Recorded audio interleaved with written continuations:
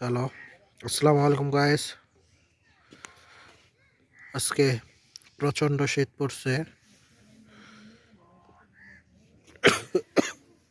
তো এখানে টিকে থাকে অনেক কষ্টদায়ক। কিন্তু আমাদের গ্রামে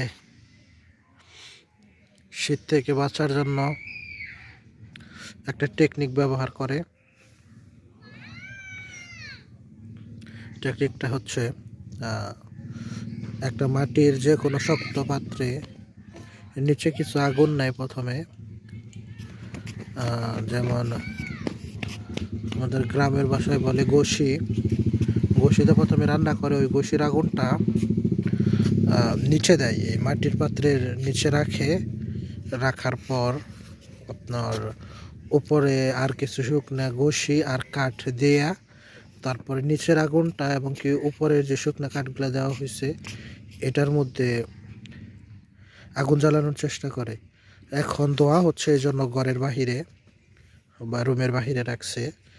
যখন এটা সম্পূর্ণ ধোঁয়া শেষ হয়ে যাব, উপরের শুকনা কাঠগুলা আগুন ধরে যাবে, ওই সময় এটা রুমের ভিতরে নিয়ে যাব বা ঘরের ভিতরে নিয়ে যাব।